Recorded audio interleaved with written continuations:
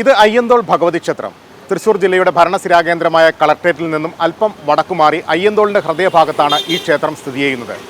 പരശുരാമനാൽ പ്രതിഷ്ഠിതമായ 108 ദുർഗാലയങ്ങളിലൊന്നാണ് ഈ ക്ഷേത്രമെന്നാണ് വിശ്വാസം. വടക്കുന്നാഥൻ്റെ 4 അതിരുകൾ കാക്കുന്ന ദേവിമാരിൽ ഒരാളാണ് അയ്യന്തോൾ ഭഗവതി.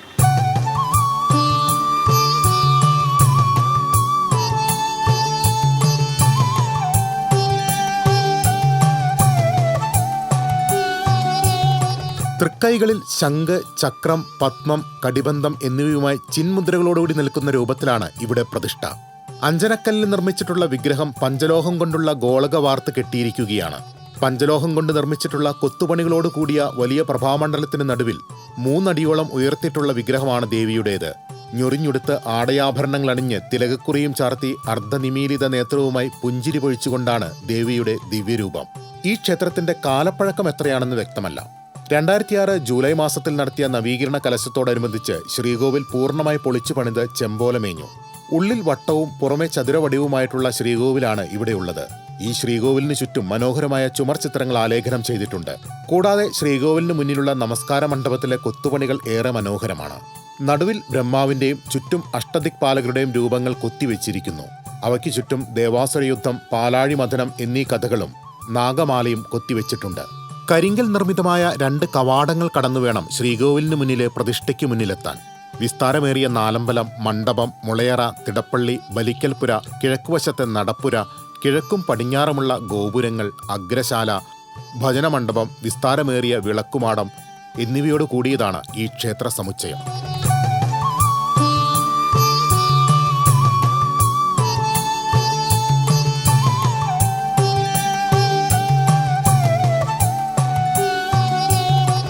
നാലമ്പലത്തിനകത്തും മതിൽക്കകത്തുമായി 2 വറ്റാത്ത കിണറുകളുമുണ്ട്.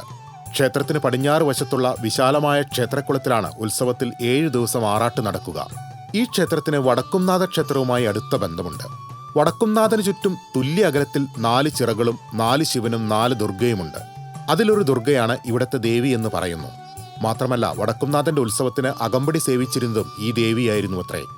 തൃശ്ശൂർ പൂരമാണ് പ്രധാന ഉത്സവം. വൃശ്ചിക മാസത്തിലെ തൃക്കാർത്തിക ആഘോഷവും ഏറെ പ്രസിദ്ധം. തൃക്കാർത്തിക കൂടാതെ മിഥുനമാസത്തിലെ ചോതിനാളിലെ പ്രതിഷ്ഠാദിനം, സപ്താഹയജ്ഞം, കർക്കിടക മാസത്തിലെ ഗണപതി ഹോമം, ഭഗവത് സേവ, രാമായണ മാസാചരണം, ലക്ഷാർച്ചന, ഇല്ലം നിറ, നവരാത്രി, കുംഭമാസത്തിലെ മകം തൊഴൽ തുടങ്ങിയവ വിശേഷ ദിവസങ്ങളാണ്. ശിവരാത്രിക്ക് വടക്കുംനാഥ ക്ഷേത്രത്തിലേക്ക് ഭഗവതി എഴുന്നള്ളാറുമുണ്ട്.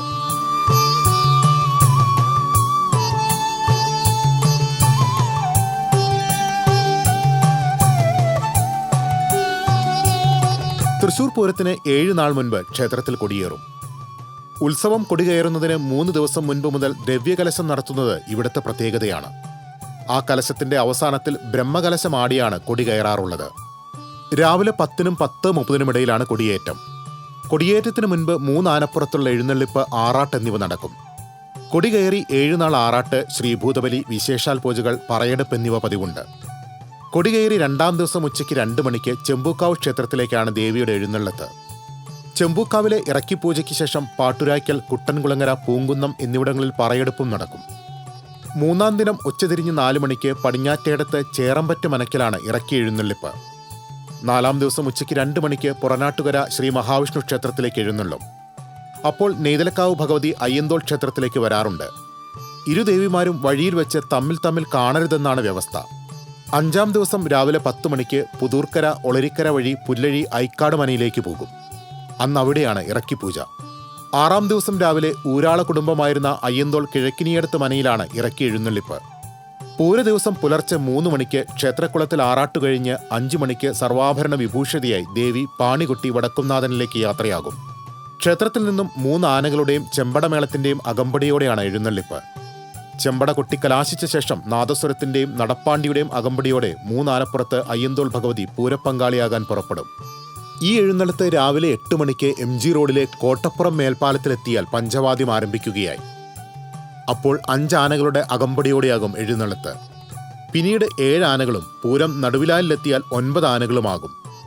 അവിടെ പഞ്ചവാദ്യം അവസാനിപ്പിച്ച ശേഷം രാവിലെ 10 മണിയോടെ പാണ്ടിമേളം തുടങ്ങുകയായി.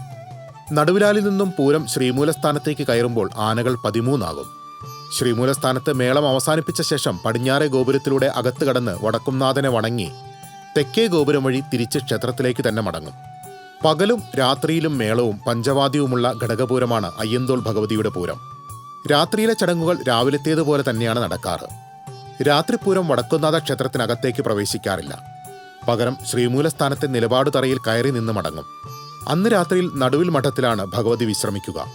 പൂരപ്പിറ്റേന്ന് രാവിലെ നടുവിൽ മഠത്തിൽ ആറാട്ടു കഴിഞ്ഞ് അയ്യന്തോൾ ഭഗവതി ക്ഷേത്രത്തിലേക്ക് മടങ്ങും. രാത്രിയിലെ ഉത്രം വിളക്കോടുകൂടിയാണ് പൂരച്ചടങ്ങുകൾ സമാപിക്കുക. വൈകിട്ട് ദീപാരാധനയ്ക്കു ശേഷം ഒരാനപ്പുറത്ത് പഞ്ചാരിമേളത്തിന്റെ അകമ്പടിയോടെ കൊടിക്കൽ പൂരം നടക്കും. തുടർന്ന് ആനപ്പുറത്തുള്ള 7 പ്രദക്ഷിണത്തിനു ശേഷം ദേവിയെ ശ്രീകോവിലിലേക്ക് എഴുന്നള്ളിക്കും. പിന്നീട് ആന കൊടിമരം തൊടുന്നതോടെ ദേശക്കാർ ചേർന്ന് കൊടിയിറക്കും. ഇതോടെ പൂരച്ചടങ്ങുകൾക്ക് സമാപനമാകും. പഴങ്ങാപ്പറമ്പ് മനക്കാർക്കാണ് ഇവിടുത്തെ തന്ത്രിസ്ഥാനം.